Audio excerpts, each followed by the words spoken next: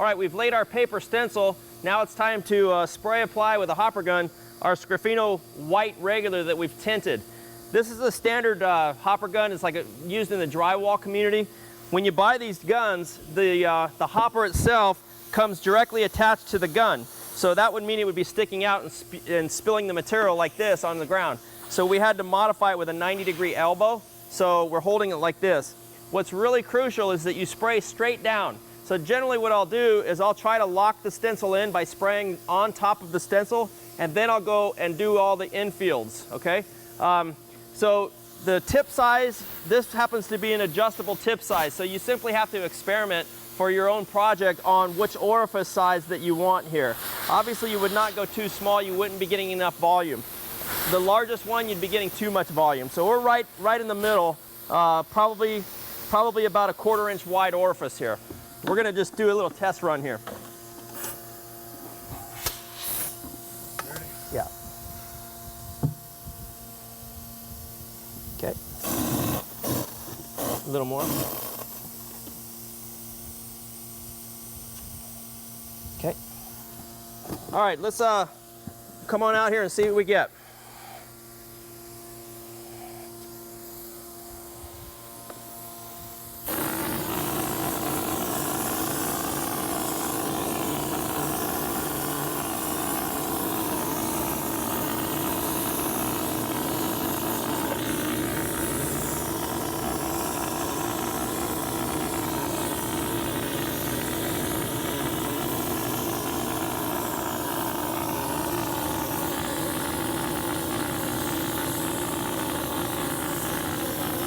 Notice how delicate I'm walking. I don't want to lift the stencil.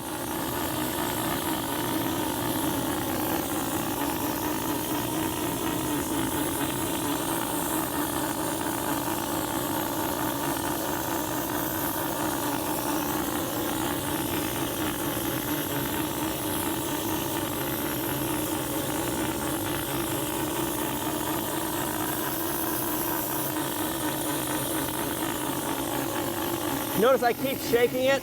I'm trying to keep the material loose inside the hopper.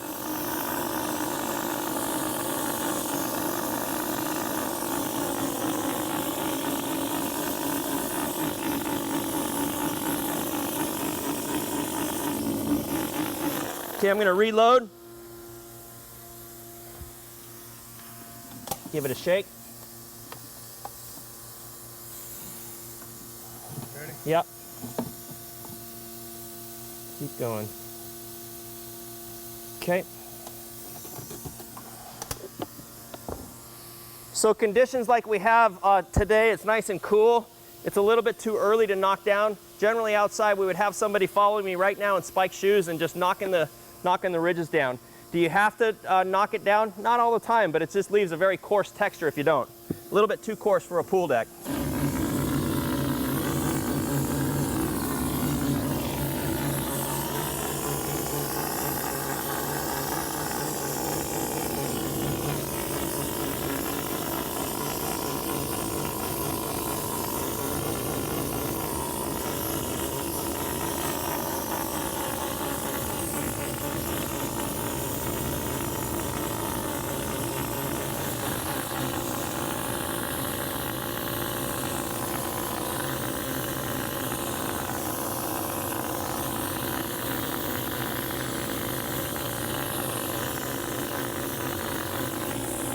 All right, we just finished spraying down our Scrofino white regular, and you notice that we didn't have Brian out there with me knocking it down, and it's just because it's very cool in here, so it would have been way too early to knock down. So I'm going to demonstrate knocking down. Before we do that, I just want to point out something. You notice there's always a tremendous amount of waste when you do that, because you guys saw how we have to move the stencil one way or the other to puzzle in or lock into the other one. So you should save pieces like this. Because if you have a rainy day or you want to create some samples, at least you have good pieces for sample sizes. So just food for thought on that. So when you knock down, basically you want to just go one direction with your trowel, and you're just lightly hitting the tops of the peaks. And you'll notice I'm going to always change the direction of my trowel, just going one way here. Now, while I'm finishing this up, if you watch the Scrofino video, you'll remember that we talked about the mix ratio being 4.6 liters per unit of Scrofino. Now on this, what we did is we went ahead and backed off the CP1000 because that would have been entirely too runny or too wet. So we were in the range of 4.2 liters. And there are contractors that really like using this product, but they feel it might be just a little bit fine for this application. So what they do is actually add 5 no more than 10 pounds of, say, a 30 grade 30 mesh sand right into the Scrofino just to get that little bit of a grit, okay? So one thing I like to do, although this looks really nice, to me, when it's one solid color, it just doesn't look organic. It looks kind of too fake or faux in when we peel the stencil. So I like to go ahead and just do a really light contrasting accent. So where we used almost 1 bucket of Scrofino on this area that's just under 70 square feet, we might use not even 1/4 of a bucket for our accent. It's just almost like you're spray painting. So what we did is we took Scrofino Fine Gray and mixed a charcoal suede color fast into it, and it's pretty fluid, as you're about to see. So you'll notice how much I'm going to use, just accents, real quick subtle accents. Okay, let's turn that on.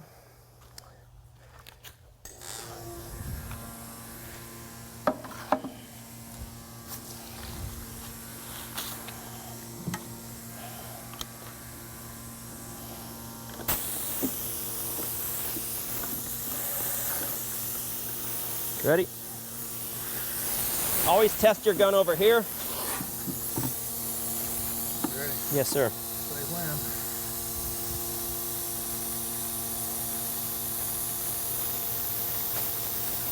That's good. Okay. You ready?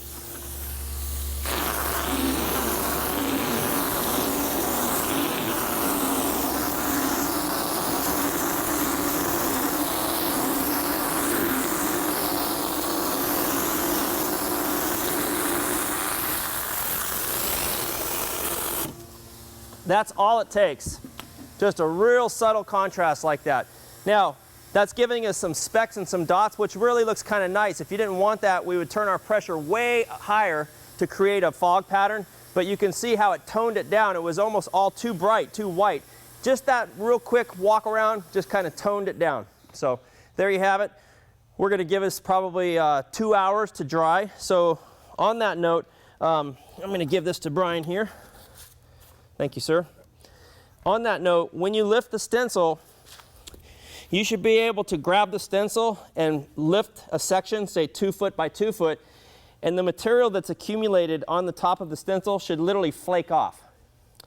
If it doesn't flake off, like right now, for example, you notice how it's just staying on top of the stencil, there's a good chance it's probably too soon, and you might compromise a good, clean, crisp edge, and it might not look right. So let it dry. It obviously needs to be firm enough so you can walk on it without getting any depressions in there. So depending on the conditions, if it's a hot summer day, that might be as little as an hour, but generally 2 hours, 3 hours, somewhere in that range. We'll peel it off a little bit later and see what we get. We're on our Scrofino panel. As a recap, what we did is we started off with the base coat of Scrofino Gray, pigmented with charcoal suede color fast. Once that was dry, we came back over the top of it with a paper stencil. And once the paper stencil was laid, we came back over the stencil with Scrofino White Regular that had just a light tint to it of chamois or chamois. And basically, once we completed that, we knocked it down and we just put a darker version of that for some accent highlights, just to tone it down a little bit. Now it's time for the one of the final steps, and that's to apply the Purdue A01, which is a crystal clear acrylic sealer. So for best results, we like to go ahead and spray it on. Make sure you're using a tip that atomizes so you don't puddle it. You don't want this puddled. You can, in fact, roll the sealer. This sealer does have a pretty good open time in terms of rolling. Where you got to be careful is if the substrate is really warm, like outside, for example, on a pool deck, you could get some lap lines. So just be careful when rolling. But We're going to go ahead and apply the Purdue A01 over the top of the stencil. Want to make sure our sprayer is good and fully pumped. Then what I'm going to do is walk to the other side. I'm just going to put a rag over the tip so we don't get any drips.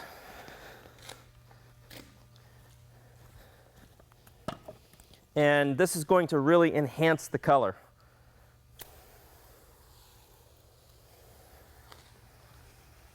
Notice the distance that I'm spraying.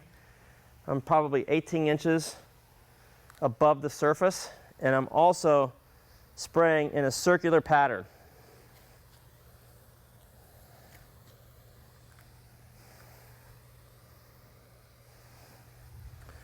And it really pops the color.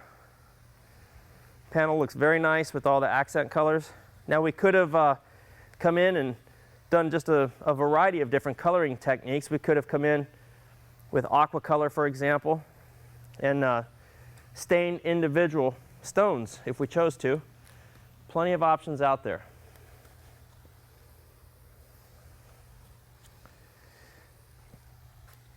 This will sit for probably 2 hours in these conditions, 2 to 3 hours, and then we're going to always finish off with at least a second coat.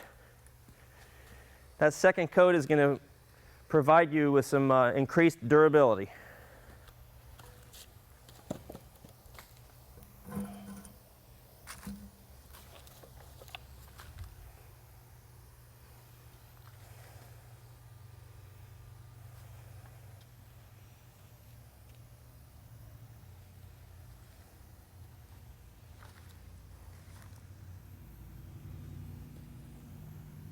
All right, there's our first application of the Purdue A01 Crystal Clear solvent-based acrylic sealer.